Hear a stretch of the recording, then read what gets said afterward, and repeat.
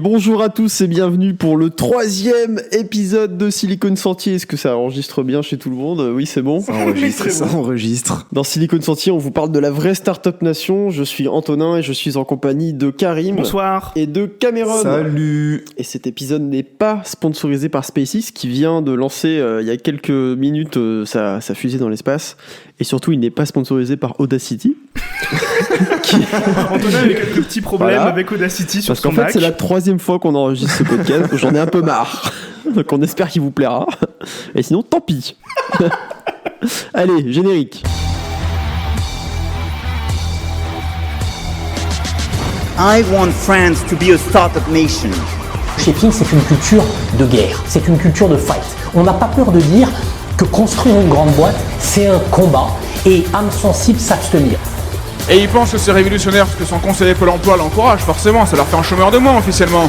Mais bien sûr, Pierrick, une appli qui géolocalise des prostituées, lance-toi mon pote. T'es le prochain Mark Zuckerberg, ça se sent. Combien de fois on va sur des sites internet, puis là il nous demande de rentrer un code avec des chiffres et des lettres bleues tordues, et il veut vérifier si on est des robots. Toi, t'es un robot ordinateur, comment toi tu vérifies si moi je suis un robot ? C'est moi qui t'ai acheté. Alors, cette semaine, on va évidemment commencer par vous faire des petites news. On va parler de plein de choses, on va parler de Deliveroo, de Trump, de Strapi, tout ça. Ensuite, on va faire un petit flop. Je crois que c'est toi qui fais le flop, Karim. Ouais, je vais vous parler de smartphones un peu particuliers. On sent que ça va être que du bon. Et puis, le top, c'est toi, Cameron. Ouais, on va parler un petit peu de Skynet qui résout les litiges entre humains.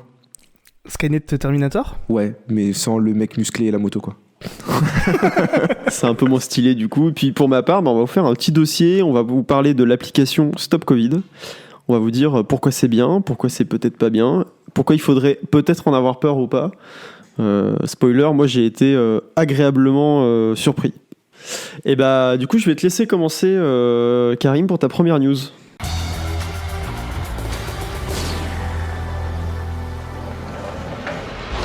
Alors, il y a une boîte française, Cocorico, qui s'appelle Strapi et qui vient de lever 10 millions de dollars. Strapi, ce qu'ils font, c'est qu'ils font une alternative open source à WordPress.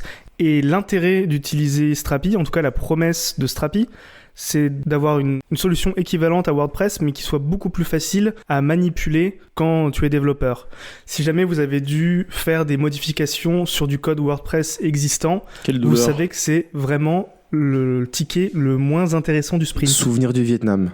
Donc du coup, Strapi, il y a une partie front et une partie back qui est proposée comme WordPress. C'est indépendant ? Comment ça marche ? En fait, on peut choisir d'utiliser seulement la partie back pour avoir accès à son contenu et avoir ton application web qui vient collecter les données. Mais là, ils viennent de publier une édition de son CMS. Donc CMS, ça veut dire Content Management System. Et en gros, c'est un logiciel clé en main que vous pouvez fournir à votre client et qui pourra ensuite administrer de manière autonome son site internet, comme le fait actuellement WordPress. Ça, c'est trop bien ça. Et puis c'est fait en France, ça. C'est fait en France, tout à fait. Merci beaucoup les compatriotes. La French Tech. Exactement, la French Tech. Peut-être qu'on aura du coup bientôt un concurrent de WordPress qui sera fait en France. Alors pour info, WordPress, ça représente 1/3 du web mondial et il y a 500 nouveaux sites WordPress qui sont créés chaque jour. Donc autant vous dire que Strapi s'attaque à un marché colossal. Un gros morceau alors. Ouais, il faut s'accrocher. Bon bah merci beaucoup pour cette petite news. À mon tour maintenant, je vais enchaîner et je vais vous parler de Deliveroo.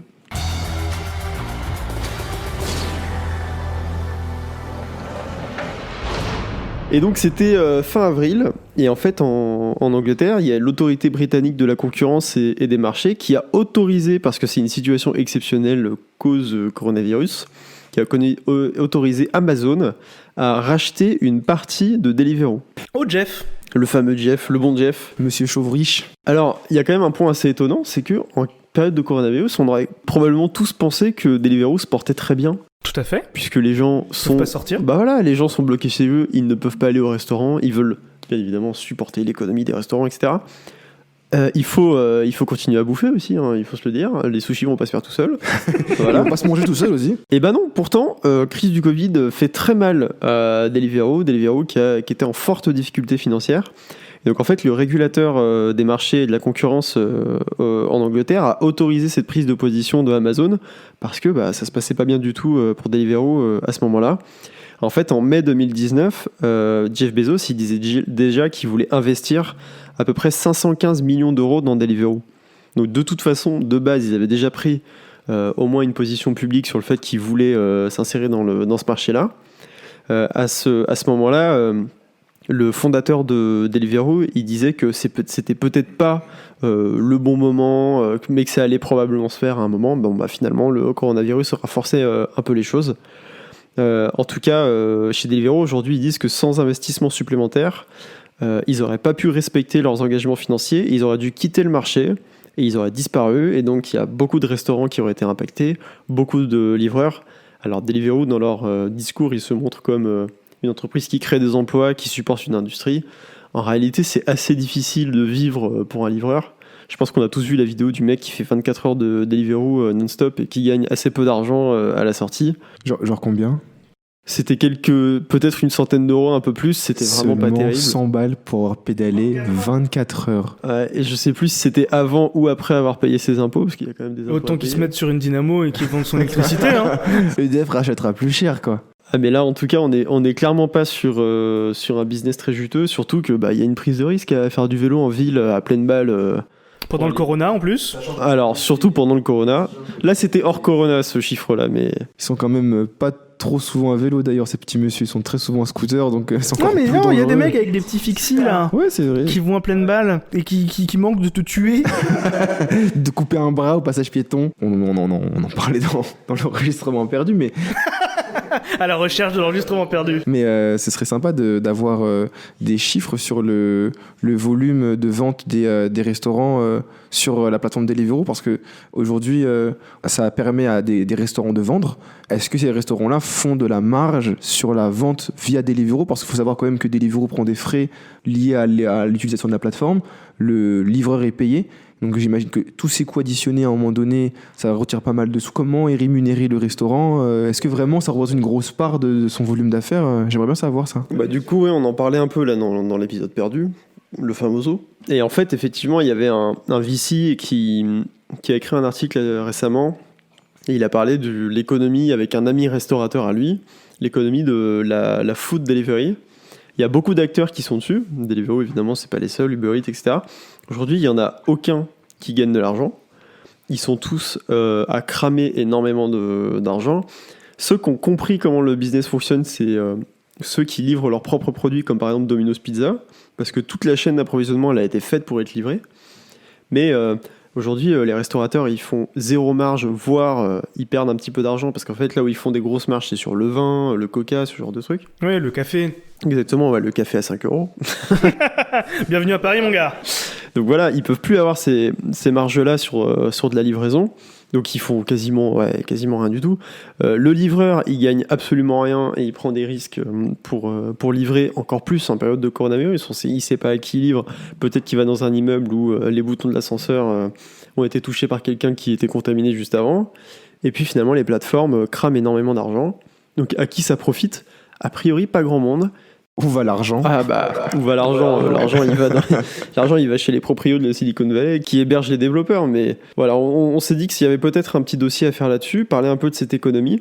On pourrait aussi parler de ces restaurants qui sont en fait des restaurants fantômes qui n'existent pas pour de vrai, qui n'ont pas d'adresse dans Paris. Et pourtant, vous pouvez être livré sur Deliveroo par ces restaurants. Et en fait, c'est des entrepôts à Saint-Ouen qui préparent de la nourriture. Ouais. Voilà, il y a une pièce où ils font des burgers, une pièce où ils font des sushis, et c'est comme ça que ça fonctionne aujourd'hui. Peut-être qu'on fera venir quelqu'un pour un peu parler de cette économie-là. Je pense que ça peut être super sympa. Ça peut être assez intéressant. Si un de nos auditeurs connaît un de ces restaurateurs et même un de ces restaurateurs, on serait ravis de le recevoir dans l'émission pour qu'il nous explique un peu comment son business fonctionne. Exactement. Bon, on essaiera de vous faire ça. Est-ce que tu veux enchaîner sur une petite news, Cameron? Carrément. Je vais vous parler un petit peu de Blablacar.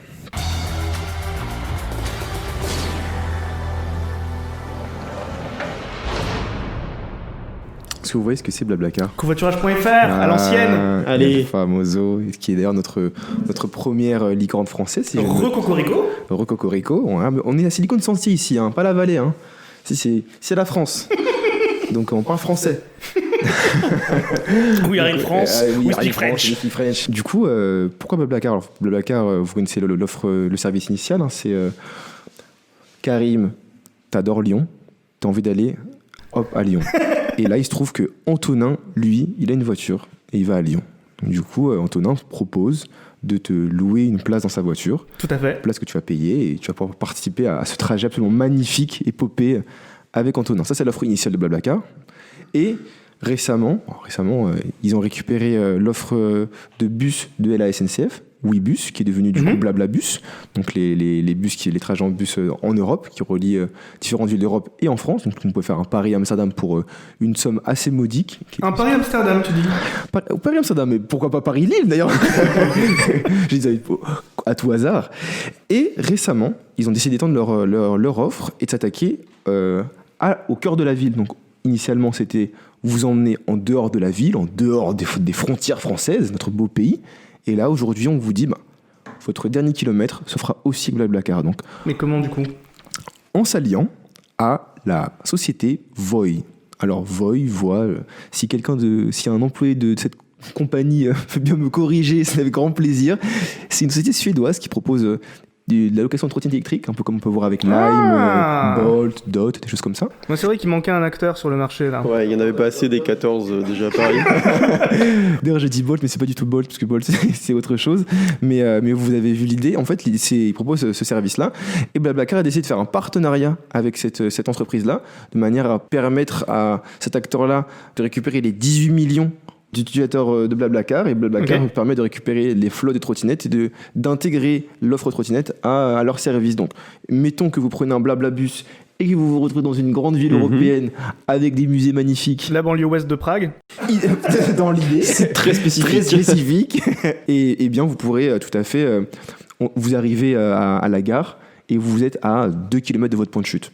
Et là, avec le même compte, vous pourrez désormais déverrouiller un de ces destriers magnifiques des temps modernes, des petites roues, et finir votre ou vos derniers kilomètres avec le même service, le même compte. Et ça, je trouve ça plutôt sympa. Moi, j'imagine des mecs qui prennent un Blablabus à 5 pour aller à Amsterdam, et une fois à Amsterdam, ils sont à 5 sur les trottinettes pour aller direction le centre-ville. L'épopée fantastique. Musique épique start. Bah oui, parce que la question qu'on se pose, c'est comment ça marche quand on a des bagages. Alors c'est peut-être vraiment deux offres différentes, peut-être pas juste peut-être pour le premier kilomètre, et puis tu achètes une valise sur place et tu reviens avec. Il y a peut-être une petite charrette au dos de la trottinette. Hein. C'est vrai, ça se fait. Après, j'imagine qu'il y a peut-être des services de déplacement de bagages ou quoi, mais en tout cas, ce qui peut être sympa, c'est que pour les voyageurs, le temps d'un week-end, ou les voyageurs qui voyagent en léger, ça peut être vachement intéressant de pouvoir profiter de cette offre-là. Moi, j'imagine que... Est-ce que déjà, vous utilisez Blablacar? Est-ce que vous êtes consommateur de Blablacar? Moi, je suis allé à Cologne une fois en Blablacar et on m'a offert du thé qui était très très bon. Oh, dans le Blablacar. Il y avait une théière branchée sur l'allume-cigare. En fait, il y avait une thermos de thé aux épices indiennes un peu.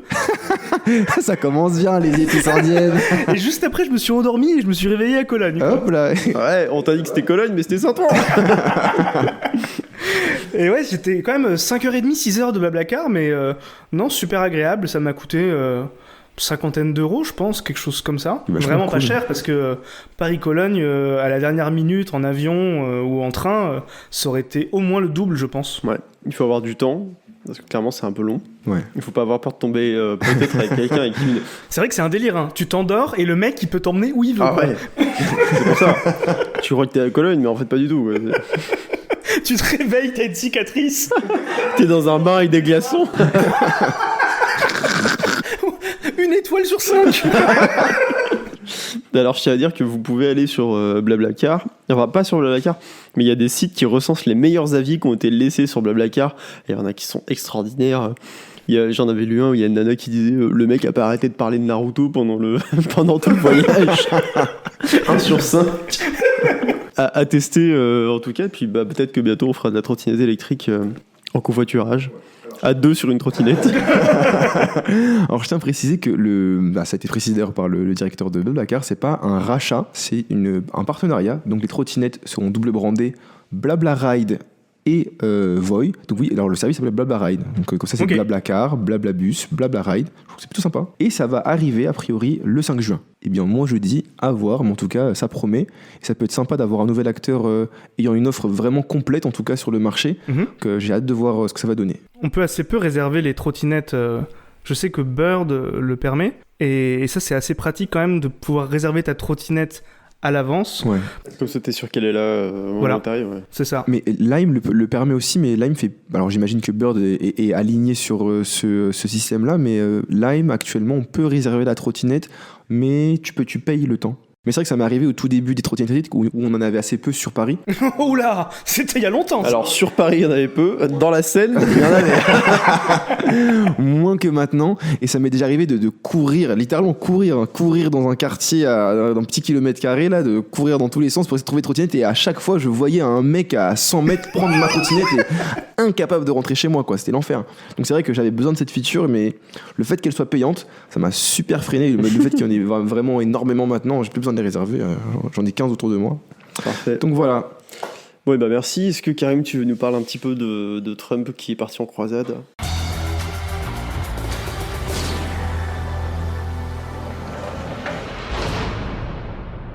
Alors, comme vous le savez peut-être, ce cher Donald, le président des États-Unis, est très friand du réseau social Twitter. Il s'exprime énormément via cette application. Change pas, Donald, on t'aime. Et donc là, Donald, ce qu'il a fait, c'est qu'il a tweeté au sujet des prochaines élections qui arrivent. Novembre. Et pour la première fois, en dessous de son tweet, Twitter a ajouté un lien en disant « Si vous souhaitez avoir plus d'informations à ce sujet, nous vous avons préparé une liste d'articles. » Et en fait, cette liste d'articles, elle contredit le tweet de Donald Trump.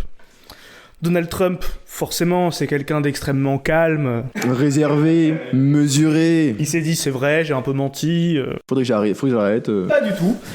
Donc là, il est en train d'essayer de s'attaquer à Twitter et aux réseaux sociaux de manière générale pour modifier la loi et essayer de les placer en tant que publicateurs de contenu, qui soient donc responsables des propos sur le réseau social, et donc du coup, de facto, les obliger à fermer parce qu'ils ne pourraient pas se permettre de modérer tout le contenu. En disant « Ah ah !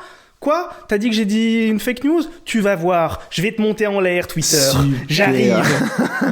Mais j'ai vu effectivement sur le tweet, c'est marqué ce tweet enfreint les règles de Twitter relatives à la glorification de la violence. Alors c'est pas le même. Alors en fait, ce qui se passe, c'est qu'il y a eu le premier tweet. Non, vas-y, tu étais lancé, Cameron. Il a tweeté vis-à-vis les élections américaines. Et en fait, ce qu'il a dit, c'était pas forcément très vrai. Et donc ils ont proposé la figure du fact-check qui est venu débunk un peu ce qu'il avait avancé.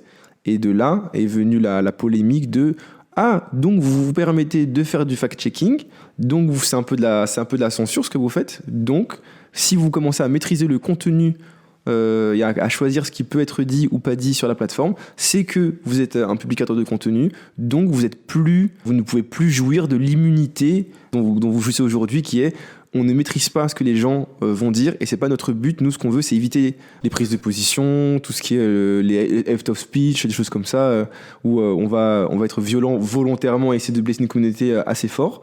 Là, l'idée, c'est dites ce que vous voulez tant que vous restez dans certaines limites, mais ça, c'est difficile d'adopter cette position-là vis-à-vis des réseaux sociaux.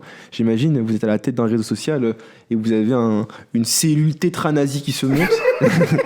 Et j'ai Donald Trump en roue libre qui tweet plusieurs fois par jour. Je me dis, ah putain. Vous avez quand même une question d'éthique qui se pose, c'est est-ce que je peux laisser ces personnes-là utiliser mon réseau pour atteindre des gens et essayer de récupérer de l'audience et convertir peut-être plus de monde et propager un discours de haine? Éthiquement, j'imagine que la position, c'est bien sûr que non, c'est pas le but de la plateforme, mais il y a une ligne à ne pas franchir, à savoir si on se met à les censurer eux, c'est-à-dire qu'on doit censurer d'autres gens qui décident de ce qu'on doit censurer, qui est la source de vérité. C'est à ce moment-là que je pense qu'on franchit la ligne de publicateur de contenu, là où ils se mettent à vraiment dire ce que tu peux dire ou non sur la plateforme. Et là, Donald Trump est un peu en zone grise, et puis jouissant du pouvoir qu'il a aujourd'hui, étant le premier homme d'État des États-Unis, effectivement, c'est un peu compliqué de lui rentrer dedans. Et je pense que, en plus, dans le contexte actuel, le fait que les élections approchent, c'est une prise de position forte de Twitter, et on va assister dans pas longtemps à un autre événement de 2020 qui va mener cette année à un niveau jamais atteint dans l'histoire, dans le niveau d'absurdité, quoi. Dernière année avant la fin du monde de 2020. Enfin, Clairement. on en parlait tout à l'heure, mais c'est Plutôt nul comme année. plutôt intéressante, je dirais même, parce qu'on C'est un mot, en effet. Enfin, quand même, faut se dire que il y a Kim Jong-un qui a simulé sa mort Ça, c'est extraordinaire. et pour faire sortir les traîtres et il est revenu et c'est même pas la news la plus what the fuck des 5 derniers mois. Ouais. Et ça, c'est incroyable. Janvier, on a eu l'Australie qui brûlait. On a failli avoir la Troisième Guerre mondiale avec l'Iran et les États-Unis. C'est vrai. On a eu le coronavirus. Mhm. Et on n'est que en mai. Voilà. Bah, en mai, apparemment, c'est guerre raciale aux États-Unis. Ah oui, parce que Donald Trump, je reviens à ma news. Ah oui. Donald Trump, suite aux émeutes qu'il y a en ce moment aux États-Unis, a tweeté quelque chose du genre « Bon ben si vous embêtent, vous avez qu'à leur tirer dessus ». Et là, t'en parlais juste avant, Cameron, en disant que c'était peut-être une forme de censure de la part de Twitter d'ajouter un lien permettant d'avoir accès à des articles qui contredisent son tweet. Mais là, ils sont allés beaucoup plus loin, parce que ce tweet-là de Donald Trump, en fait, Twitter a baissé son reach. Ça veut dire que sa visibilité n'est plus aussi grande qu'un tweet standard et lambda. Et il va pouvoir toucher moins de personnes, ce tweet. Là, ils ont passé la ligne parce que quand tu mets un message sur le tweet qui dit attention, ce tweet il contient peut-être des fausses informations. C'est vrai que c'est pas de la censure en soi, c'est Voilà. plutôt de lever les alertes en disant attention, on va pas vous empêcher de lire ce tweet-là, mais voici un peu de contexte. Exactement, ils encadrent la lecture du tweet, mais personne ne t'empêche de lire le tweet. Là, les gens ne sont pas empêchés non plus de lire le tweet, mais qu'est-ce que ça veut dire qu'ils réduisent le reach ? Je sais pas, Donald Trump, combien il a de millions de followers, mais il y a une partie de ses followers qui vont peut-être pas recevoir la notification comme quoi il vient de tweeter. Peut-être qu'il y a une partie de ses followers qui vont pas voir le tweet directement en homepage. Et là, ça commence à devenir hyper intéressant, parce que ça veut dire que Twitter... Censure le président des États-Unis actuel. Il censure la prise de parole du président. Là, parce que c'est quand même son médium de parole a priori préféré depuis qu'il est même candidat. Donc là, on atteint vraiment quelque chose d'intéressant. Et puis, bon, bah, c'est pas très étonnant, mais il y a notre ami Zuck, ce bon vieux Zuckerberg, qui a dit que de leur côté, Facebook, alors en plus c'est génial parce qu'il l'a dit sur la chaîne Fox News, qui est... La mecque de la désinformation. Et alors ça, c'est la meilleure définition. Je n'ajouterai rien. Voilà, la mecque de la désinformation. Et sur la chaîne Fox News, il a dit non, le réseau social Facebook ne peut pas se permettre d'être source de vérité. Nous, on va pas dire qu'on va censurer tel ou tel truc. Voilà. Bon, bah, du coup, il y a pas mal de journaux satiriques qui ont écrit des articles en disant... ils ont fait une fausse interview en fait de Mark Zuckerberg, dans laquelle Mark Zuckerberg dit j'aime me baigner dans l'urine de chameau, ce genre de choses. Et puis ils l'ont posté sur Facebook, puisque de toute façon Facebook a priori ne censure pas et ne s'impose pas comme source de vérité. Et les articles y sont toujours. Il y a même un article qui dit Mark Zuckerberg annonce qu'il est mort, ou un truc comme ça. Ah, t'as voulu jouer ? Et ben voilà, on t'a virtuellement tué. Et donc 2020. Allez, sur ces bonnes paroles, maintenant Karim, tu vas nous parler de bière et d'espionnage.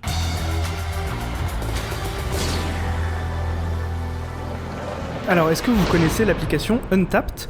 C'est un réseau social de buveurs de bière. Je suis pas inscrit dessus, je me demande pourquoi, parce que je suis plutôt dans la cible. Et en fait, cette application, donc tu as bu une magnifique Camden Pale Ale. On n'est pas sponsorisé.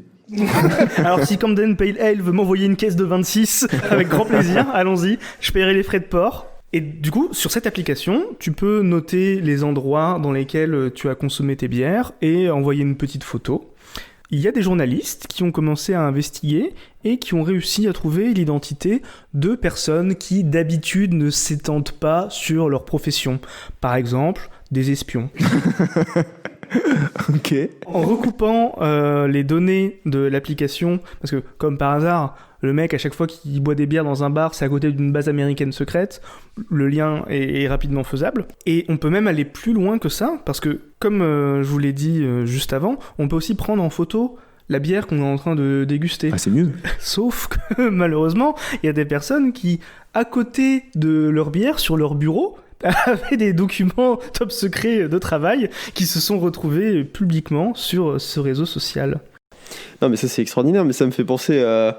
Il y a quelques années, il y avait eu des gens qui étaient sur des bases de l'armée américaine qui faisaient leur footing. Oui. Et puis, bien évidemment, vous avez envie de mesurer votre performance, la comparer à celle de vos amis. Donc, vous utilisez une application. Ils ont utilisé Strava. Et ils ont laissé la géolocalisation activée. Et donc, il y a des gens qui sont vus, qui ont vu que, bah voilà, il y a des endroits dans le désert où quand tu regardes sur Google Maps, il y a un gros truc flou. Donc, a priori, c'est un endroit secret. On n'est pas censé voir les bâtiments, combien il y en a, et quelle forme, etc. Et puis, à ces endroits-là, il y a des gens qui faisaient des cercles, qui faisaient des carrés, qui faisaient des triangles, comme ça. Et c'est pas le cercle de Roswell. Et voilà. Et là, en fait, bah, ce sont les soldats qui laissaient activer la géolocalisation. Et du coup, bah, il était très facile de savoir où était un porte-avions, quel genre de bâtiment il y avait autour d'une base, quelle faisait à peu près la taille de la base. Voilà, plutôt un petit cafouillage. Il y avait eu à ce moment-là, alors je crois que Strava, il y a un rapport, je me demande si Strava appartient pas à Google.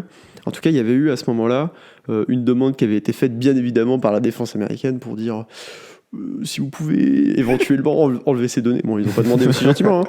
Mais en tout cas, grosse erreur. Donc je ne suis pas du tout étonné qu'il y ait des gens qui prennent en photo leur bière avec...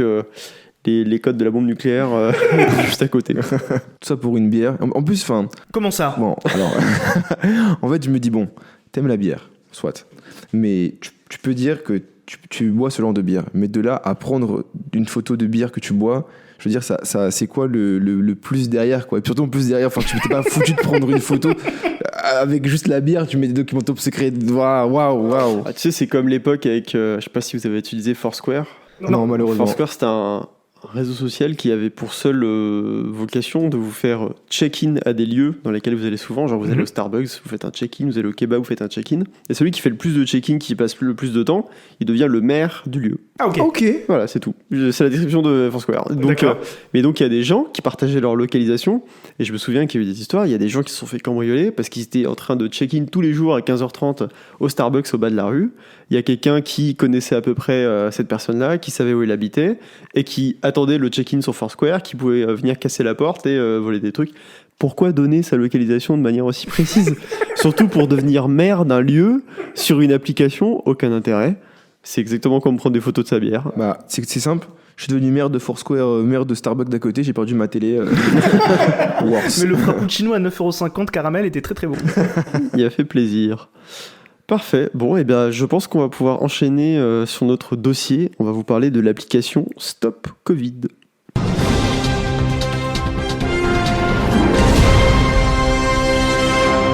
Salut à tous, c'est Karim et je suis en train de monter l'épisode. Avant de reprendre avec le sujet d'Antonin, on souhaitait vous apporter quelques précisions par rapport à ce qu'on va dire. On est aujourd'hui le 11 juin, donc on a pu installer, tester et lire le code source de l'application. Contrairement à tout ce que Antonin a lu sur internet pour préparer son sujet, il s'avère que au moins sous certaines versions d'Android, l'application demande la permission d'accéder aux données de géolocalisation. La raison pour laquelle l'application demande les permissions d'accès à ces données, c'est parce que l'accès aux données Bluetooth et l'accès aux données GPS sont rangés dans la même catégorie.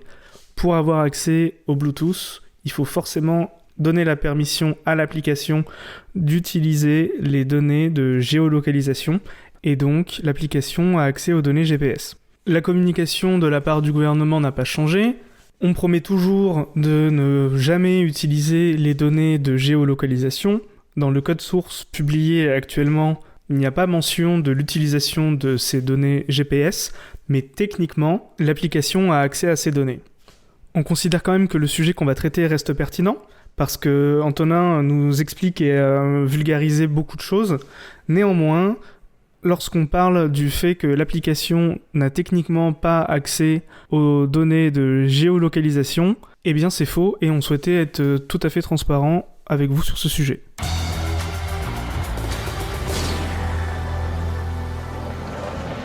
Alors, c'est une application qui vous permet de savoir si vous avez été en contact avec une personne qui a été testée positivement au coronavirus.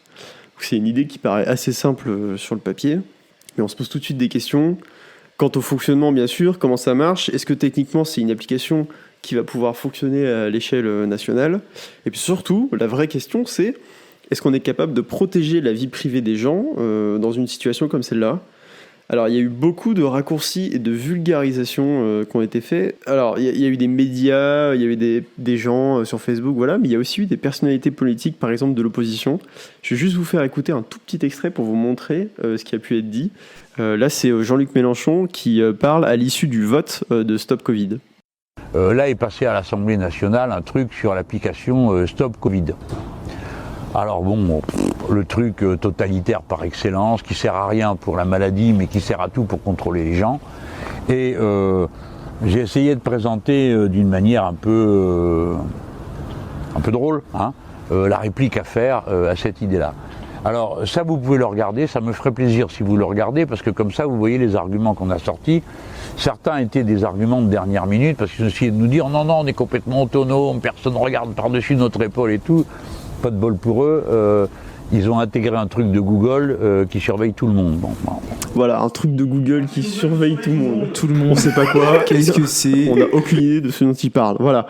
Donc ça, c'est un peu la qualité du débat autour de Stop Covid. Alors évidemment, il y a des gens qui sont un peu détachés, mais on n'est quand même pas sur quelque chose de très intéressant. Donc nous, on va se pencher un peu sur le fonctionnement, sur les questions que ça soulève, et on va parler de ce que ça implique pour la vie privée et la réponse du gouvernement vis-à-vis de la vie privée des gens.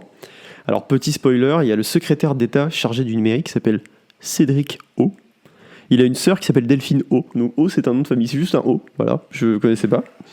Et il a écrit un article super clair et instructif sur Medium, parce qu'il est un peu 3.0 quand même. Cédric, hein. Et il parle de Stop Covid, et je vais paraphraser un petit peu l'article ici. Donc ceux qui ont lu l'article, il y a peut-être des choses que vous allez retrouver. En tout cas, c'était très intéressant. Alors, comment ça marche ? Déjà, on n'est pas les seuls à avoir eu l'idée. Je ne sais pas si vous savez, il y a d'autres pays dans le monde, notamment des pays asiatiques, qui se sont mis un peu sur le coup de faire une application. Ça utilise toujours le Bluetooth du téléphone, ça c'est un point important. Ça n'utilise jamais le GPS ou un système de géolocalisation avec les tours téléphone, etc. C'est juste du Bluetooth.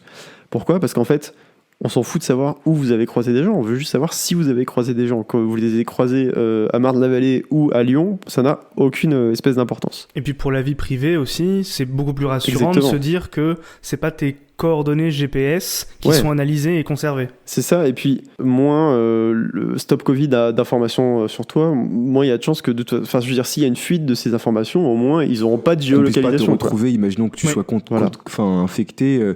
Qu'il n'y ait pas des zélotes qui soient investis d'une mission de rayer tous les infectés de la carte. Exactement. Qui croisés dès qu'ils viennent te soulever chez toi à 6h du mat, quoi.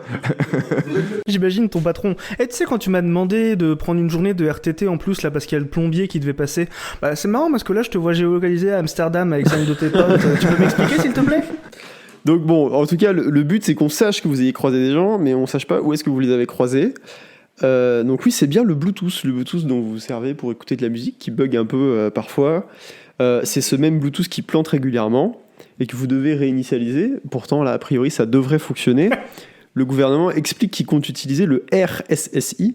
Le RSSI, c'est quoi ? C'est dans la spec technique du Bluetooth, c'est un indicateur de la force du signal Bluetooth. Et en fait, c'est fait pour estimer la distance entre deux appareils Bluetooth. Plus le signal est fort, plus les appareils sont proches. Ça paraît assez simple. D'accord, donc si jamais il y a quelqu'un d'autre qui a l'application installée et que les applications arrivent à se parler par Bluetooth, ça veut dire que potentiellement les germes arrivent à aller d'une personne à l'autre. C'est ça. D'accord. Alors, la distance recommandée de sécurité par le gouvernement a changé un petit peu entre certains discours, entre certaines personnes, certains porte-parole du gouvernement qu'on ne citera pas. Selon la météo. Voilà. Mais en tout cas, la distance recommandée globalement, c'est à peu près 1 mètre dans un espace confiné. Il faut garder 1 mètre de distance. Pourtant, dans la spec officielle du protocole Bluetooth, que malheureusement je suis allé chercher, c'est indiqué que le RSSI, cette technologie qui compte utiliser dans le Bluetooth, elle a un maximum de précision dans des conditions parfaites. Il y a une marge d'erreur d'environ 1,50 m. D'accord. Donc déjà, à partir de là, on a un petit problème. C'est déjà pas mal, 1,50 m, mais c'est assez problématique pour les endroits qui peuvent être bondés, le métro, etc. Alors en fin 2019, le protocole Bluetooth il a été mis à jour dans une version 5.1. Cette version, elle réduit la marge d'erreur du RSSI à quelques centimètres. C'est top, sauf qu'en fait, y a assez peu de smartphones qui embarquent cette mise à jour. Okay. Puis même s'il y a des smartphones plus récents qui sont affichés comme étant compatibles Bluetooth 5.1, en fait, ça ne veut pas dire qu'ils implémentent toutes les fonctionnalités du Bluetooth 5.1.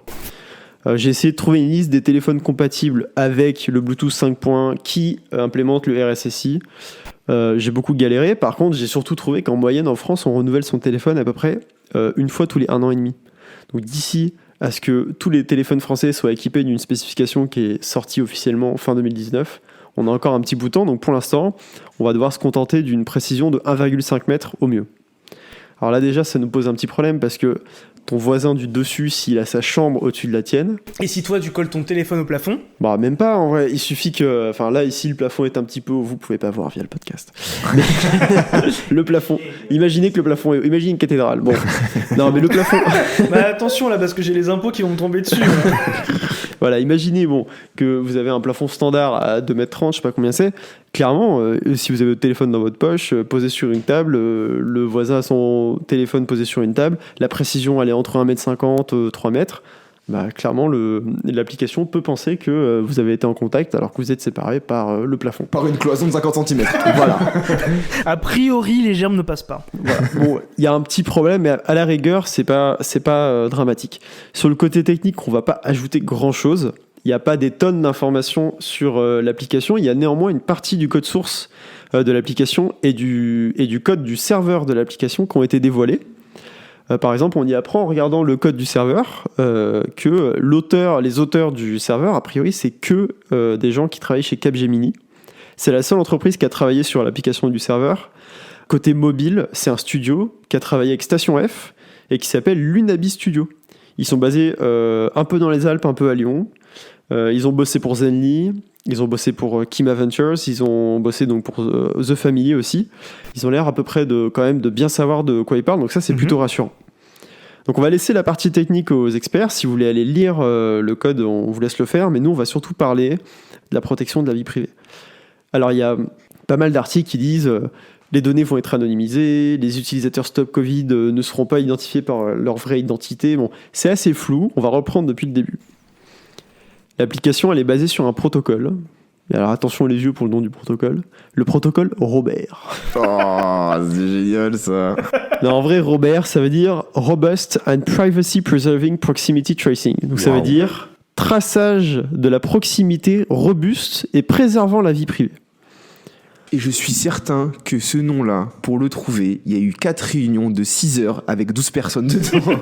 Ils ont mis des noms au tableau. Alors on a Robert, Gilbert, Alphonse et Alain. Bon, trouvez-moi des noms de protocoles qui peuvent sortir avec ça. Donc ça a été développé en commun par 2 équipes. Une équipe de l'INRIA, donc l'Institut National de Recherche en Informatique, qui s'appelle l'équipe Privatix. Et il y a une équipe de l'Institut de Recherche en Sciences Appliquées allemand, qui s'appelle la Fraunhofer Gesellschaft. Ah, je crois que c'est ceux qui ont inventé le protocole MP3. Comme quoi, on n'est pas au bout de nos surprises. Donc en fait, le but du protocole Robert, c'est de mémoriser les contacts entre les personnes à travers l'application Stop Covid. Donc comment une application, elle peut mémoriser les contacts en protégeant la vie privée ? Bah, c'est assez simple, on va vous raconter avec une petite histoire. Il y a Antonin, Karim et Cameron dans l'histoire au hasard. Moi, Antonin, je décide d'installer l'application Stop Covid, qui est basée sur le protocole Robert. Donc, quand j'installe l'application, mon application, elle contacte le serveur développé par Capgemini, et je reçois une liste de pseudos. Ces pseudos, ils sont de la forme 9, XB, FTKXN, machin. Et ils vont être utilisés les uns après les autres et pour une période limitée. Donc par exemple, entre 9h et 9h10, mon pseudo, ça va être ce que je viens de vous dire. Entre 9h10 et 9h20, je vais avoir un pseudo différent, et toujours pareil, une suite de chiffres et de lettres aléatoires. Et ça va avoir une rotation comme ça. Je sors de chez moi, je prends le métro, et mon application, en fait, en permanence, elle émet sur le Bluetooth aux autres appareils qui sont apportés mon pseudonyme du moment. Mmh.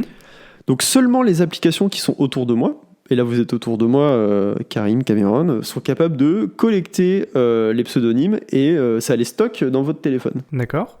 Donc je sais que j'ai été en contact tel jour à telle heure avec XB23. 9X, machin, truc avec ça. Exactement.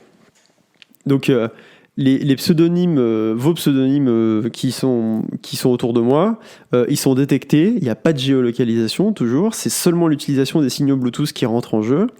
Et donc personne ne sait où est-ce que je me trouvais, personne ne sait où est-ce que vous vous trouviez. Mais par contre, on sait qu'on s'est rencontrés. Voilà, on sait qu'à un moment, par contre, on était ensemble, mais on sait qu'en fait, c'est simplement des pseudos qui étaient ensemble, on ne sait pas qui est qui. Quelques jours plus tard, je perds le goût, j'ai de la fièvre, j'ai les Ça sent symptômes du mauvais. Covid. Ah, c'est pas ouf. Et en fait, il s'avère que je me fais tester grâce à mon médecin. Et donc, je suis positif au coronavirus. Et donc, ça veut dire qu'en fait, je suis contagieux depuis déjà un petit moment. Ouais. Parce qu'a priori, on commence à avoir probablement des signes un peu plus lourds au bout de quand même 8-9 jours. J'étais peut-être contagieux depuis 2 semaines. Ouais. Donc tu nous as peut-être refilé le coronavirus. Ah, c'est fort probable. Donc, pour aider à protéger les personnes que j'ai pu rencontrer pendant les 2 dernières semaines, j'accepte de partager vos pseudonymes avec la base de données centrale. Donc la base de données centrale, je lui envoie tous les pseudonymes avec qui j'ai eu un contact. Mhm. Et la base de données centrale, elle s'occupe d'envoyer des notifications sur vos téléphones. Donc moi je vais recevoir une notification qui va me dire tu as été en contact avec quelqu'un qui a été testé positif. Karim et Cameron reçoivent tous les deux cette notification. Mais alors, attends, du coup, si je comprends bien, tous les X temps, je vais avoir un nouveau pseudo. Ouais. Et ce pseudo-là va être partagé. Et donc, ça veut dire que côté Capgemini, ils vont générer un énorme volume de pseudos. Ouais. Et ils vont savoir que tous les pseudos générés sur mon appareil, par exemple, c'est mes pseudos. Ouais. Et ils vont faire de la réconciliation, entre guillemets, entre c'est ce ça. pseudo-là. Ouais, c'est énorme hein, comme système. C'est ça. Alors c'est assez intéressant. Ce qui est pas mal aussi, c'est que quand vous démarrez votre téléphone et vous installez l'application Stop Covid, et d'ailleurs c'est le cas aujourd'hui si vous installez n'importe quelle application iPhone ou Android, tant que vous vous connectez pas à votre compte Facebook ou vous donnez pas votre identité, le développeur de l'application n'a aucun moyen de savoir qui a installé l'application. Il ne sait pas sur quel téléphone il se trouve, il ne sait pas si c'est le téléphone d'un mec qui est en Corée du Sud ou c'est le téléphone d'un mec qui est dans la Creuse. Pour lui, tant que vous n'activez pas les géolocalisations ou vous ne donnez pas des données personnelles, il n'y a aucun moyen de savoir. Et aussi, point intéressant, si vous désinstallez l'application et vous la réinstallez aujourd'hui sur iPhone et sur Android, n'importe quelle application, il y a un identifiant unique qui va changer. Et donc, il ne peut même pas savoir si c'est vous qui avez désinstallé l'application qui l'a réinstallée ensuite. Ouais. Donc ça, c'est assez important. Donc là, en fait, le serveur de Capgemini, il ne sait pas qui est qui. Il sait juste qu'il y a une liste de pseudos qui correspond à un téléphone et cette liste de pseudos a été en contact avec quelqu'un qui a été infecté. Il ne sait pas si c'est Cameron, il ne sait pas il n'a aucune idée. L'identité de la personne n'est jamais communiquée. Donc là, vous allez pouvoir me dire, oui, ok, d'accord, mais donc est-ce qu'une application qui est basée sur le protocole Robert comme Stop Covid, elle peut permettre de me tracer ? Donc non, parce qu'en fait, une fois que moi, j'ai reçu tous les pseudonymes qui sont associés à mon application, comme je vous l'ai dit juste avant, la base de données centrale, elle ne sait pas que tous ces pseudonymes-là, ils appartiennent à Antonin, elle sait juste qu'elle a donné ces pseudonymes-là à une application. Il n'y a pas accès à mon vrai nom, il n'y a pas accès à mon numéro de téléphone, il n'y a pas accès à ma localisation. Donc c'est pas mal, mais est-ce que par exemple, Karim pourrait savoir, ou Cameron pourrait savoir que c'est moi qui leur ai refilé le virus ? A priori, non. Karim, il ne peut pas avoir la certitude que c'est moi qui ai été diagnostiqué positif au Covid-19. Karim, il a rencontré plein de gens pendant 2 semaines. On ne lui dit pas à quel moment il est rentré en contact avec la personne infectée. On lui dit juste, dans les 2 dernières semaines, vous avez été en contact avec quelqu'un qui était infecté. Aussi, la question qu'on peut se poser, c'est est-ce qu'il y a quelqu'un d'autre que mon médecin qui peut savoir que je suis positif au coronavirus ? Normalement, non. Le protocole Robert, il garantit que personne, à l'exception du médecin, ne connaît en fait la véritable identité.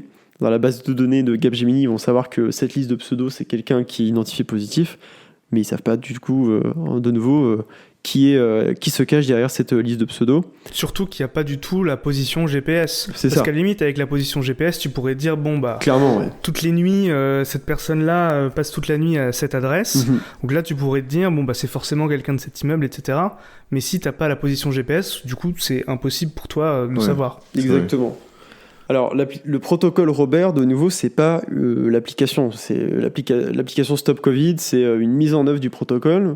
Le protocole, en soi, c'est juste un système de communication, c'est une procédure pour décrire comment 2 applications vont discuter entre elles. Dans ce cas-là, les applications Stop Covid. Il y a des gens qui sont allés bien regarder le code source de Stop Covid et ils ont dit que, a priori, c'était très bien implémenté, le protocole Robert, donc c'était plutôt une bonne nouvelle. En tout cas, il y a plein d'applications aujourd'hui dans plein d'autres domaines qui pourraient réimplémenter ce protocole, donc c'est assez intéressant. Et le principal intérêt, c'est que ça garantit le respect des normes européennes en matière de protection des données, de la vie privée et de la sécurité. Alors, il y a quand même des failles. Ah. Sur Twitter, évidemment, sur les réseaux sociaux, il y a des failles qui ont été données. On a entendu Jean-Luc Mélenchon au début qui donnait des arguments, mais assez infondés, donc on ne va pas revenir sur cela. Mais il y a par exemple des développeurs qui ont dit oui, mais si quelqu'un a accès au serveur il pourrait, avec les adresses IP, les timestamps, etc., peut-être arriver à déanonymiser. C'est vrai, mais enfin, si quelqu'un a accès au serveur, je pense que... Il y a d'autres soucis de sécurité à se poser quand même. À ce rythme-là, on déclare plus ses impôts non plus parce que quelqu'un pourrait avoir accès au serveur des impôts. Il y a quelqu'un qui disait peut-être que la base de données ne sera pas sécurisée correctement. Est-ce qu'ils vont bien utiliser le SSL ? Bon, ça, c'est pas des questions qu'on devrait se poser. On espère qu'ils vont utiliser le SSL. Après, j'ai envie de dire, quand bien même la base de données, imaginons que la base, il y a un drop de la base de données qui est fait, quelqu'un récupère toutes les tables, a priori, comme les données sont anonymes dans la base et que on a juste des pseudos qui sont générés et peut-être un peu d'autres infos, mais que c'est assez limité en termes d'infos personnelles et qu'on n'a pas ni la localisation ni aucune information qui pourrait permettre de relier un utilisateur. À la limite, on se retrouverait avec une grosse base de données avec des chaînes de caractères absolument incompréhensibles et qu'on ne pourrait pas matcher avec des vrais users. Donc au final, ça sera un peu inutilisable, quoi. Alors peut-être qu'on arriverait quand même à tracer quelques personnes, mais bon, normalement, c'est pas les gros problèmes. Il y a néanmoins des gens qui ont soulevé des problèmes assez intéressants. On va refaire un petit exercice. Voilà. L'entreprise Kazoo Consulting, ça fait longtemps qu'on vous en avait pas parlé. Kazoo Kebab. Voilà, on veut recruter quelqu'un pour un CDD. En fait, on veut s'assurer que le candidat qu'on veut recruter, il va pas tomber malade entre l'entretien et le jour où on va l'engager, parce que nous, on est là, on fait l'entretien, une semaine plus tard, on l'engage, 3 jours après, il a le coronavirus, il peut plus venir travailler. C'est hyper embêtant. Qu'est-ce qu'on pourrait faire ? Par exemple, on pourrait prendre un téléphone Android à 50 balles, installer l'application dessus, et puis pendant l'entretien, on allume le téléphone, on fait l'entretien, et à la fin de l'entretien, on éteint le téléphone, et on rallume le téléphone 2 semaines plus tard. 2 semaines plus tard, si on reçoit une notification qui nous dit « Vous avez été en contact avec quelqu'un qui a le coronavirus », le téléphone, on l'a allumé que pendant l'entretien avec cette personne, mais on sait que c'est forcément cette personne qui a eu le coronavirus. Bon, c'est peut-être un truc un peu tiré par les cheveux, mais c'est vrai que c'est quelque chose auquel il faut penser. Ça pourrait éventuellement arriver. Ou par exemple, il y aurait quelqu'un dans un immeuble qui croise plein de gens dans la journée, qui reçoit une notification et la notification lui dit qu'elle a été en contact avec quelqu'un qui a le coronavirus. Bon, elle discute avec ses collègues de bureau, personne n'a reçu de notification, donc a priori ça se passe pas au travail, a priori c'est plutôt quelqu'un dans son entourage très proche. Elle parle avec son voisin lui dit qu'il a aussi reçu la notification, que lui, à petite perso, il s'est pas fait détecter. Puis bon, à bout d'un moment, elle se dit c'est sûrement ce mec-là au 3e, en plus il est ambulancier, je suis sûr que c'est lui qui a contaminé tous les voisins.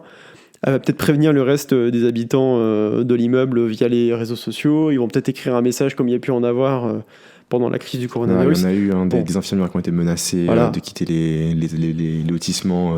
Donc à mon avis, que la base de données soit ouverte au cas de vent, je pense pas que ce soit vraiment un truc justifié. À mon avis, ça n'arrivera pas. En revanche, c'est fort possible qu'il y ait des dérives, qu'il y ait des gens qui soient affichés comme étant en contact avec quelqu'un qui a été diagnostiqué positif, et que ces gens-là, ensuite, se lancent dans une chasse aux sorcières dans l'immeuble pour savoir qui est la personne. La fameuse croisade anti-corona, quoi. Donc là, tout de suite, ça risque de poser problème. Après, pour aller un peu plus dans le détail technique, je vous invite à lire, on mettra dans les liens du podcast, un article qui a été fait par un mec qui s'appelle Nadim Kobesi. Et il explique pourquoi, selon lui, l'application Stop Covid, elle ne respecte pas la vie privée. C'est assez technique, mais c'est hyper intéressant. Et c'est quelqu'un qui travaille en France, à Paris, pour une boîte qui fait de la cryptographie. On mettra le lien. C'est très enrichissant comme débat. En tout cas, aujourd'hui, a priori, l'application, elle implémente quand même assez bien ce protocole. Elle pourra probablement permettre de sauver des vies. Peut-être que ça vaut le coup de l'installer. Eh bien, merci beaucoup. C'est si complet. Je me posais une question, en fait, c'est que tu as dit que le code source de l'application avait été publié et que le code source du serveur avait été publié. Ouais. Malheureusement, on n'a aucune certitude technique que le code source qui a été publié est bien le code source qui est déployé, qui est sur le serveur. Absolument. Et aussi qui est bien le code source utilisé pour générer l'application. Ça, je peux comprendre que ça puisse faire peur. Un code serveur, ça se modifie. L'application n'est pas au courant que le code du serveur a été modifié. Une application, ça se met à jour. Donc tu vas peut-être avoir une liste de ce qui a été mis à jour, mais tu n'auras pas la certitude qu'il n'y avait que ça. Le changelog, c'est un système qui est basé sur la foi au final, parce que tu es jamais sûr que c'est le pas code qui est déployé. Ouais. Alors par contre, Le point positif que je vois, c'est que si jamais l'application veut avoir accès à ta position GPS, il faut qu'elle demande la permission à ton téléphone. Et je pense pas qu'on puisse chanter cette permission-là. Donc a priori, si tu donnes pas accès à ta position GPS à ton application, tu es sans risque. Ouais. Et puis de toute façon, le GPS, ça se coupe. Donc si le GPS est coupé, l'application ne peut pas le rallumer sans ton autorisation. Mais du coup, c'est vachement intéressant de parler de la spécification technique derrière le système. Tu as parlé du coup du système qui permettait de détecter avec une précision de plus ou moins 1,50 m à 3 mètres les personnes, mais qui avait été standardisé seulement très récemment. Au final, est-ce qu'on n'est pas en train de rentrer sur une application qui est très niche, puisqu'au final, il y a assez peu de téléphones qui peuvent l'utiliser. On est quand même un certain nombre sur le territoire français, il me semble qu'on est 68 millions à peu près. Je suis pas certain qu'on est 68 millions à posséder un smartphone, encore moins un smartphone récent. Alors est-ce qu'aujourd'hui, on peut saluer l'effort de nos dirigeants pour avoir pondu cette application-là, mais est-ce qu'aujourd'hui c'est pas un peu un investissement peu utile au vu du fait que très peu de gens vont volontairement l'installer et que sur les gens qui peuvent l'installer, et voilà, ce que je disais, c'est que très peu de gens vont peut-être vouloir l'installer. Donc au final, est-ce que c'est pas juste une application qui va un peu moisir sur le store et où il y aura très très peu d'utilisateurs et qu'au final, malgré l'effort, ça servira à rien, quoi. Ouais, je pense que c'est un bon point. Et puis en plus, toi tu disais d'une part, Karim, qu'on n'est pas sûr que le code qui va être mis dans l'application c'est celui qui a été open sourcé. Cameron, tu rajoutes qu'en effet, probablement l'application va pas être installée par tout le monde, qu'il y a une grande partie déjà il y a beaucoup de gens qui n'ont pas de smartphone, et toujours en partie, surtout en priorité les personnes âgées. En plus, c'est probablement des téléphones qui implémentent pas correctement le protocole. Et puis, est-ce que finalement l'application elle arrive pas un peu tard ? Parce que aujourd'hui, on est dans une situation où il y a énormément d'hôpitaux qui, a priori, commencent à quand même vraiment revivre et vont pouvoir reprendre une activité normale, c'est-à-dire faire les opérations qui ne sont pas forcément les plus urgentes. Est-ce que c'est vraiment maintenant qu'il fallait sortir l'application et pas il y a 2 mois, ou au moins, il fallait que l'application soit probablement sortie pour le 11 mai, au moment où on a déconfiné ? Peut-être qu'effectivement, il y a eu un temps de latence un peu trop long à ce niveau-là. Je ne doute pas de la capacité des développeurs qui ont, à mon avis, sorti l'application le plus rapidement possible. Mais si on leur a donné le feu vert trop tard, ça ne peut pas servir. Ouais. Peut-être que si on a une deuxième vague en hiver 2021, on sera bien content de l'avoir. Mais après, ça, ouais, est-ce qu'on pourra l'utiliser ? Est-ce que tout le monde pourra l'installer ? Est-ce que tout le monde voudra l'installer ? C'est beaucoup de questions qui me surlupinent. Je me demande en fait sur Paris, toi, Karim, est-ce que toi, tu serais prêt à installer l'application ? Ouais, est-ce que vous voulez l'installer vous ? Moi, ouais, parce que je le ferai déjà pour me protéger moi. Je pense que ça me rassurerait. Alors même si la précision, elle est que de 1m50 ou je ne sais pas, de savoir que j'ai pris le métro avec quelqu'un qui avait le coronavirus, qu'il était à 3 mètres ou qu'il était à 1 mètre, moi j'ai juste envie de le savoir. Ouais. Après, le fait que la personne était à une distance plus ou moins loin, ça m'intéresse pas plus que ça. Dans le doute, je préfère le savoir. Ensuite, si moi j'ai cette notification-là, déjà je vais pouvoir appeler mon médecin, lui demander ce à quoi il faut que je m'attende, je vais pouvoir être assuré. Et surtout, je vais éviter d'aller rendre visite à des personnes à risque. Ouais, bien sûr. Ouais, donc je vais pouvoir me dire, je suis désolé, je viens pas parce que là, vraiment, je sais qu'en temps normal, il faut éviter. Mais là, en plus, j'ai une notif qui me dit que j'ai été pas loin d'une personne qui avait le virus, donc... A priori, peut-être contaminé. Ouais. Voilà, c'est ça. Alors, c'est sûr que dans l'idéal, il faudrait se faire tester. Là, j'ai vu en bas de chez moi hier qu'il y avait un stand de la Croix-Rouge, ils testaient les gens. Du coup, je pourrais me faire tester. En plus, j'ai complètement oublié, mais oui. Je veux dire, effectivement, si tu pars le surlendemain voir tes parents, c'est peut-être bien. Ouais. Par précaution, de pas y aller. Se faire tester d'abord et reporter. Et au pire, tu perds le prix du billet de train, mais au moins, tu perds pas tes parents, quoi. Ce qui est plutôt bien. Ce qui est plutôt pas mal, ouais. Et toi Cameron, tu l'installerais l'appli ? C'est vrai qu'avec la discussion qu'on a, effectivement, ça a du sens. Alors moi, effectivement, je suis un peu du côté moi j'aime pas qu'on m'espionne effectivement, mais puisque du coup effectivement on n'est pas espionné, pourquoi pas. Après je me pose une autre question, c'est peut-être que je suis parano et peut-être que je verse un petit peu dans le scénario catastrophe, mais partons du principe que je sois en capacité d'installer l'application, que mon téléphone est assez récent pour pouvoir la lancer. Je fais partie des heureux élus qui peuvent se traquer entre eux pour savoir qui l'a eu. Est-ce qu'on est sûr qu'une personne qui l'a eu va le mettre? Parce que potentiellement, en fait, au final, maintenant que je l'ai, est-ce que je vais les signaler dans l'application? Est-ce que ma priorité principale, c'est pas juste de me soigner et fuck it, et j'oublie de le faire, ou je ne le fais pas, peur de représailles, ne pas le signaler. Malgré le fait que je sache que ce soit anonymisé, est-ce que j'en suis vraiment sûr? Il y a une prise de conscience qui se dit peut-être qu'en fait non, peut-être que je suis traqué, je sais pas. Est-ce qu'il n'y a pas des mecs qui vont dire qu'ils l'ont alors qu'ils l'ont pas, pour foutre la merde? J'ai pas trop compris si c'est le médecin qui doit faire l'action auprès du serveur de Stop Covid et dire tel pseudonyme est infecté. Dans ce cas-là, c'est bien parce que dans ce cas-là, la situation que tu viens de décrire, a priori, elle ne pourra pas se produire.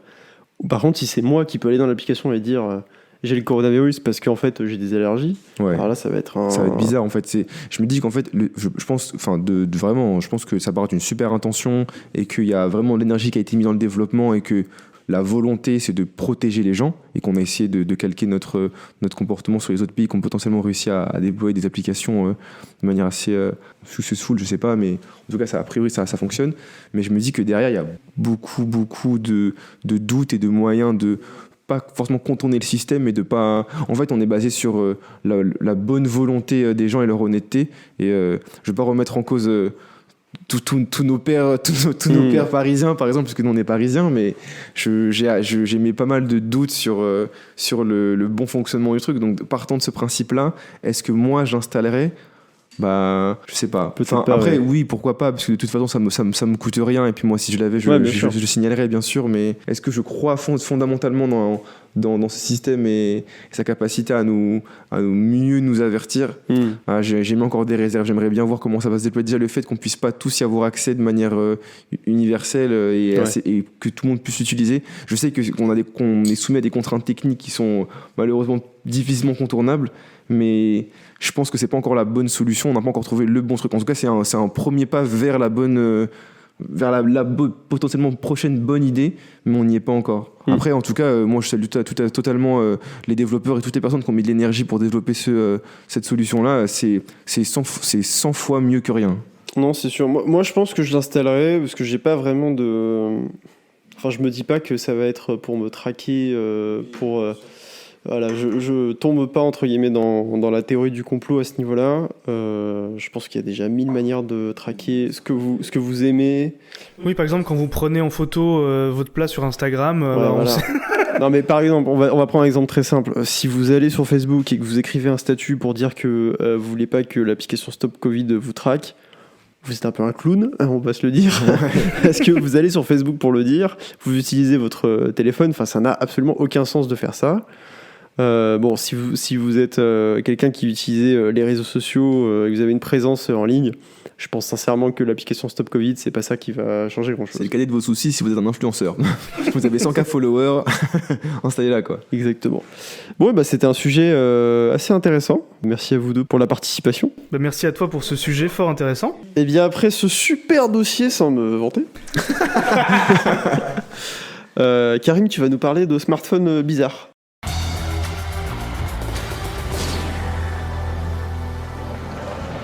Je vais vous parler d'une nouvelle entreprise qui fait des téléphones et qui s'appelle Escobar Phone. Ah oulala. Est-ce que... Alors, je commence. Est-ce que je vais pouvoir acheter de la coke dessus? Alors, comme vous vous en doutez, c'est la famille Escobar qui est derrière.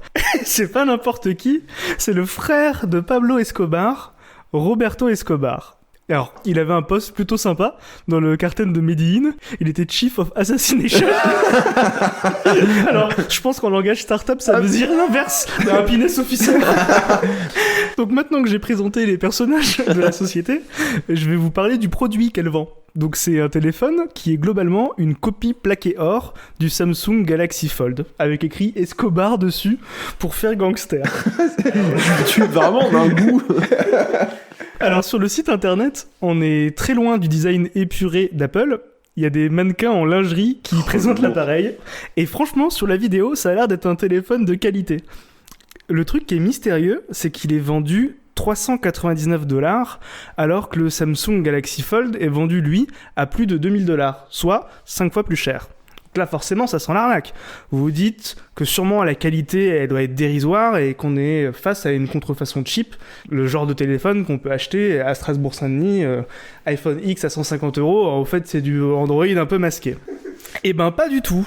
Le téléphone, il a exactement les mêmes caractéristiques techniques que le Samsung Galaxy Fold sur le papier, et lorsqu'il y a des tests, il a exactement les mêmes performances.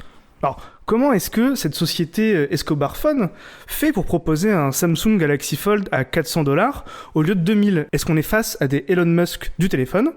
Est-ce que l'un d'entre vous veut tenter sa chance et a une idée de comment ils ont fait ? Alors attendez, juste, le Galaxy Fold, c'est celui qui se plie là ? Oui. Ah, donc oui, effectivement, il coûte $2000 ce truc, Oui. quoi. Il coûte 2 SMIC. Ok, très bien. Et ils le vendent pour $400. En plus, il y a de l'or dessus. Il y a un petit autocollant Ouais, doré, il plaqué est or. plaqué or, ok. quoi. Bon, je dirais que c'est du tombé du camion et que les taxes d'importation sont pas payées, je sais pas. En fait, ce qu'ils font, c'est qu'ils achètent des vrais Samsung Galaxy Fold à $2000, ils mettent un autocollant doré dessus, ils changent la boîte et ils le vendent 5 fois moins cher. Alors comment ça marche ? Est-ce qu'on est sur de la vente à perte ? C'est une tactique de growth hacking ? Est-ce qu'il y a un business model disruptif de la Startup Nation qui nous a échappé ? Eh ben non, rien de tout ça. En fait, c'est juste une arnaque. Alors comment ça fonctionne ? La boîte Escobar Inc., elle a envoyé des téléphones aux youtubeurs aux US qui font des reviews de produits tech, histoire d'avoir un maximum de bonnes pubs à base de « c'est incroyable, il est si peu cher et il marche si bien ». Et derrière, quand toi, tu commandes le téléphone, si t'as pas 1 million de followers sur Instagram, ils honorent jamais la commande et ils encaissent juste tes $400. Tellement malin. Ah, mais il est si fort. Oh, tellement malin. Après la coque, les téléphones. Pas pour rien que c'est Escobar Phone. Donc ça, c'est le frère de le Chief of Assassination. Ça. Alors là où les acheteurs ils devaient avoir des doutes, c'est qu'on peut pas payer en carte bleue. On peut payer soit en bitcoin, soit en virement. Évidemment. Et donc en fait, je savais pas, mais on peut pas contester un virement bancaire. On peut contester un paiement, mais un virement, on peut pas le faire annuler par ta banque. Je savais pas. Ok. Et donc il y a un peu de drama sur YouTube en ce moment, parce qu'il y a une grosse chaîne de review de produits tech, Unboxing Theory, qui a 16 millions d'abonnés, et qui a parlé en bien du produit. Et donc potentiellement, plein de personnes se sont fait avoir suite à la vue de cette vidéo. Unboxing Theory a fait une vidéo réponse aux critiques en disant que leur promo était ironique, que le ton de la voix était sarcastique et qu'ils avaient absolument pas fait la promotion du produit. Gros bad buzz pour eux en ce moment. Ouais, ils auraient peut-être mieux fait s'excuser. Ouais, ça aurait été mieux de venir avec un petit mea culpa. Ouais. Désolé, on s'est fait rouler dans la farine. Parce que là, c'est un peu l'arnaque. Bidon, quoi. Alors d'après la section commentaires, ils ont un ego qui est trop grand pour avouer qu'ils se sont fait avoir. Moi, je pense plutôt qu'ils savaient très bien ce qu'ils faisaient, qu'ils ont accepté de l'argent du cartel colombien et que maintenant, c'est trop tard pour faire marche arrière. Sinon, ils vont se faire découper en petits cubes et être servis aux tigres. Alors, Par le Chief of Assassination. j'imagine la scène. Alors, je suis désolé, je vais prendre un accent un petit peu raciste. Mais qu'est-ce qu'ils se sont dit ? Hey, Alfonso, la cocaïne ne se vend plus. Que font les jeunes aujourd'hui ? Et ils sont sur Instagram et TikTok, ces applications de téléphone portable. Téléphone portable, tu dis ? Très bien, lançons un nouveau business. Ben, c'est marrant qu'on parle de ce mec-là parce que récemment, notre grand gourou à tous, Monsieur Musk, qui est un peu notre sponsor spirituel dans notre podcast, mais vous vous rappelez qu'il a sorti des briquets, hein, des briquets, des petits des lance-flammes, techniquement des lance-flammes qui ne sont pas vraiment des lance-flammes, c'est pas vendu comme des lance-flammes, qu'il en a vendu 10 000, quelque chose comme ça. Et il se trouve que ça a démarré un bif avec ce monsieur Escobar. Mais non. Escobar l'a directement contacté et publiquement, elle a dit mais à quoi tu joues, mec ? Et en fait, ce qui se passe, c'est que la famille, enfin le frère de Pablo Escobar avait déjà sorti exactement le même lance-flamme et ça s'appelait de Escobar quelque chose. Ils vendaient ce lance-flamme aux riches pour qu'ils puissent brûler de l'argent. Et en fait, la petite histoire, c'était Pablo et moi, à notre grande époque, on avait des montagnes de cash, on savait plus quoi en faire, donc on s'est mis à le brûler pour rire. Et donc il s'est dit qu'il y avait forcément des gens super riches qui voulaient brûler du cash, et il a conçu une gamme de lance-flammes pour brûler du cash, et il accusait Elon Musk de lui avoir volé l'idée et de s'être servi de de son statut et de sa plateforme pour pouvoir vendre des lance-flammes sur le dos de Escobar. Et Escobar l'a légèrement menacé en disant « Tu sais qui je suis, tu me connais, je sais où t'habites en gros. Appelle-moi et on va parler affaires maintenant. » Oh putain, le mail le lundi matin quand t'arrives au boulot, c'est Roberto Escobar qui t'envoie des menaces. Chief of Assassination. T'imagines, Chief of Assassination a vu votre profil sur LinkedIn. Ah, t'es pas à l'aise. Bon, il y a peut-être un booster de SpaceX qui va s'écraser sur sa baraque, mais heureusement, on n'est pas à l'abri non plus. En tout cas, très rire ce petit monsieur Escobar. Hein. Ouais. Plein de ressources. Allez, est-ce qu'on n'enchaînerait pas sur la dernière partie de ce podcast ? Enfin. Ça fait 6 heures qu'on enregistre. Mini 23, on s'est retrouvé à 18h. Pour 30 minutes. Et on fait ça gratuitement, dites-vous. Allez, un règlement de litige avec Skynet, Cameron.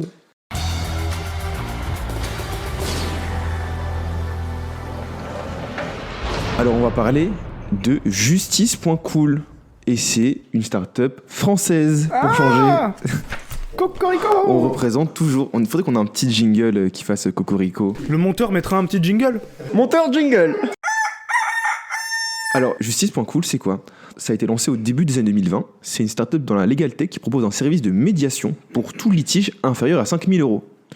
Alors aujourd'hui, ils sont composés d'une dizaine de salariés et ils s'occupent d'affaires liées au voyage, au travail, par exemple l'annulation d'un vol, le licenciement, le paiement des heures supplémentaires. Alors, on va commencer par la base. C'est quoi une médiation ? Alors, le mot médiation, c'est dérivé du latin mediare, qui veut dire être au milieu. Hein ? C'est un processus...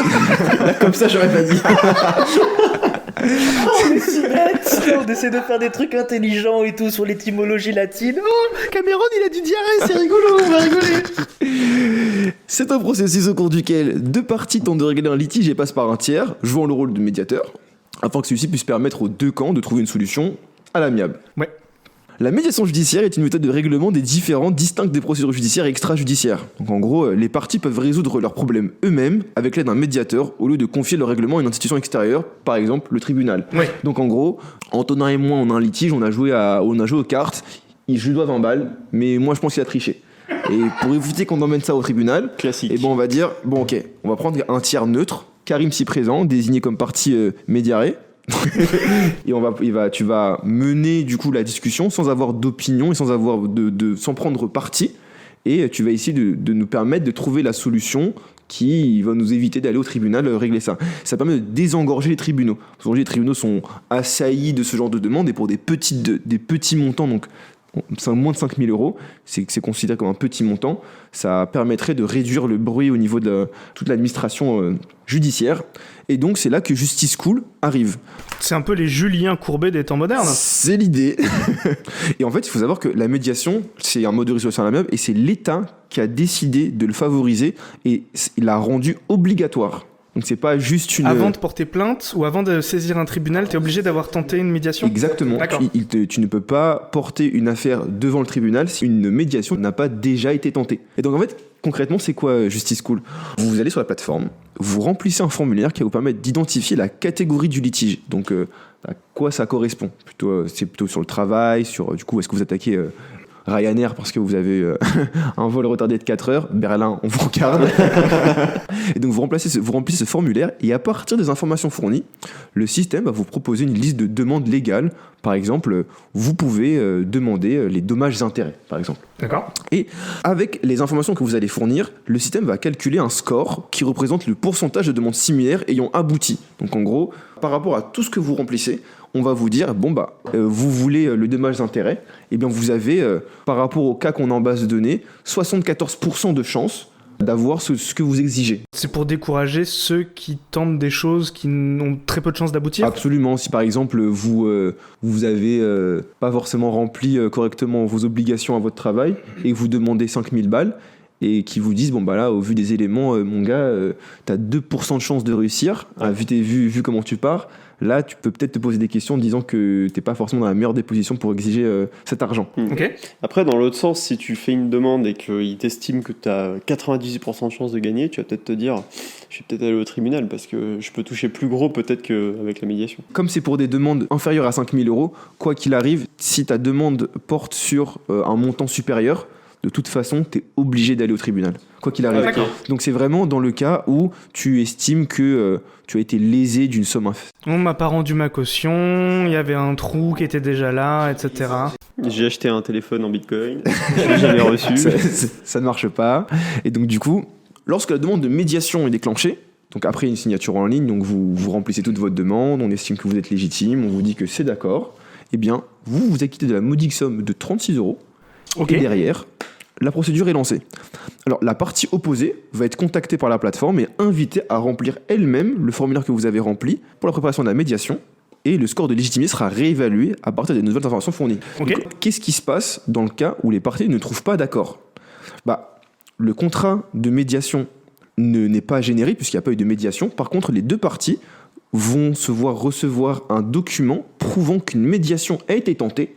Et ce document-là est valable au tribunal et permet à la partie qui demande réparation de pouvoir saisir le tribunal avec cette preuve-là en disant « j'ai tenté une médiation, ça n'a pas marché, donc je veux saisir le tribunal pour régler cette affaire-là ». Dans le cas où une solution a été trouvée et que les deux parties sont d'accord. Donc elles se mettent d'accord sur le montant à régler ou sur la marche à suivre pour régler ce litige-là. Eh bien, il y a un contrat de médiation est généré, que les deux parties signent, et il y a preuve de médiation. Et du coup, les deux parties derrière s'arrangent pour régler le litige et mettre en place la solution trouvée ensemble. Et là, on arrive à la fin. Okay. Qu'est-ce qui se passe si le litige, moi je suis pas content, je remplis le truc du litige, le formulaire du litige, la partie adverse le reçoit, pas de réponse. Et bien en fait, la procédure dure au maximum 60 jours. Donc la partie adverse a 60 jours pour répondre et de manière générale, la procédure a 60 jours pour arriver à son terme. Donc même si les négociations sont en cours, si elles durent plus de 60 jours, au 60e jour, on va estimer qu'on ne peut pas aller plus loin, que la médiation est nulle, puisque de toute façon, on n'est pas arrivé à un accord au bout de 2 mois. Donc, comme énoncé précédemment, ce qui va se passer, c'est qu'un document va être généré prouvant que médiation il y a eu, et solution il n'y a pas eu. Et donc du coup, la partie qui estime être en droit de demander réparation pourra aller saisir le tribunal. Et en fait, il faut savoir que là, cet axe-là, pourquoi c'est vraiment intéressant, c'est que le coût de la médiation coûte 36 €. Et c'est le système qui va calculer les scores par rapport à des données qu'il possède déjà. Il faut savoir qu'une médiation en temps normal, ça coûte à peu près 300 €. Ah oui, d'accord. Il y a une certaine prise de risque à faire une médiation classique. Surtout que là, c'est tout automatisé. C'est automatisé. Donc tu as ta réponse tout de suite. En gros, vous remplissez le formulaire, le score est calculé. Si la partie adverse est relativement réactive, pareil, tout est recalculé. Donc en fait, tout est fait de manière à ce que ce soit le plus rapide possible, le moins de friction possible, et que tout le monde puisse trouver rapidement un accord sans avoir à prendre des longs rendez-vous, de se déplacer, de payer une partie tierce. Et je trouve ça plutôt sympa. Alors, du coup, à côté techno, ça se passe comment ? Qu'est-ce qu'il y a sous le moteur ? En fait, il y a la startup. Alors là, je cite le site de la startup. En fait, on réunit une espèce de petite dream team de professionnels du droit afin de modéliser des pans entiers du droit français nécessaires au calcul du score, absolument. Vous ajoutez à ça une équipe de mathématiciens et de développeurs pour rentrer tout l'algo et puis vous obtenez justice.cool. Alors côté business, qui sont les clients ? Et bien en fait aujourd'hui, à l'heure où je vous parle, alors là je cite des confrères de l'usine digitale qui écrivent un article qui disait qu'ils sont à l'origine d'à peu près 1500 médiations depuis la création. C'est pour le problème que c'est plutôt pas mal. Et c'est environ 16 médiations par jour du coup. Ah ouais. Et c'est plutôt sympa. Donc ça fait assez peu de temps qu'ils existent. Début 2020, ouais. En fait, l'outil est développé par notre jeune pousse francilienne qui prend une nouvelle dimension que la crise sanitaire actuelle provoquée par la pandémie de Covid-19. Une grande partie des tribunaux ne peut pas poursuivre son activité, n'est-ce pas, puisque c'est fermé dû à la distance sociale. Et compte tenu du confinement, on a un peu de souci à accéder à ces structures-là. Et face à la problématique, Justice School a complété la plateforme avec des questions directement liées au Covid-19 comme le droit de retrait, le chômage partiel ou l'annulation d'un vol. Okay. Donc vous pouvez aller sur le site et il y a toute une FAQ super bien détaillée avec un très joli design qui vous pourront vous apporter tous les éléments de réponse vis-à-vis de votre emploi. Moi je me dis que ça peut intéresser l'État français aussi, parce que si de toute façon les tribunaux sont saturés et que ça demande énormément de travail de la part de médiateurs, j'imagine que les médiateurs sont fonctionnaires. La tendance en ce moment, c'est un petit peu de réduire les coûts des fonctionnaires. Donc ça ne m'étonnerait pas que l'État se mette à pousser cette solution une fois qu'elle sera mature. Alors, il faut savoir que médiateur, tout tiers sollicité pour mener une médiation avec efficacité impartialité et compétence, quelle que Ah, soit donc c'est pas l'appellation de la profession. un statut légal. Non, Moi, je peux être médiateur. Pascal le grand frère est médiateur au final. Il met des grandes tartes, il les emmène à l'escalade. Il n'y a pas de problème. Et je tiens à revenir sur ce que tu disais, mais je voulais rebondir sur le fait que le tribunal pousse. Et en fait, il se trouve que ça sort pas de nulle part, hein, cette idée-là. Ils avaient déjà bossé avec des tribunaux avant, travaillé sur des projets pilotes. Il me semble que Justice.cool est le résultat d'études et de projets pilotes menés en collaboration avec les tribunaux.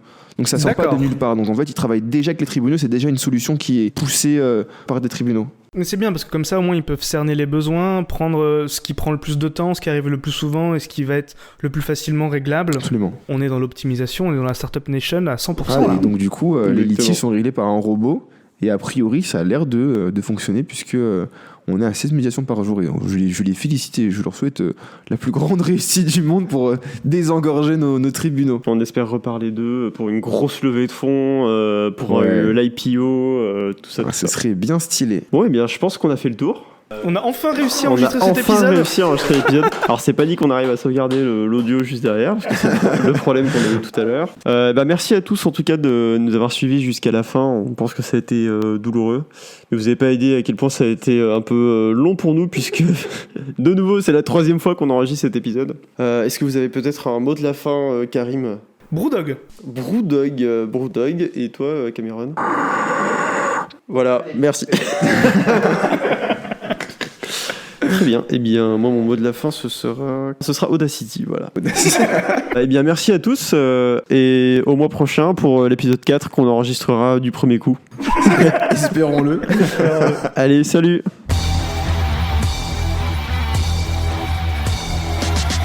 I want France to be a startup nation. Chez Ping, c'est une culture de guerre, c'est une culture de fight. On n'a pas peur de dire que construire une grande boîte, c'est un combat et âme sensible s'abstenir. Et il pense que c'est révolutionnaire parce que son conseiller Pôle emploi l'encourage, forcément, ça leur fait un chômeur de moins officiellement. Mais bien sûr, Pierrick, une appli qui géolocalise des prostituées, lance-toi mon pote. T'es le prochain Mark Zuckerberg, ça se sent. Combien de fois on va sur des sites internet, puis là il nous demande de rentrer un code avec des chiffres et des lettres bleues tordues, et il veut vérifier si on est des robots. Toi, t'es un robot ordinateur, comment toi tu vérifies si moi je suis un robot? C'est moi qui t'ai acheté.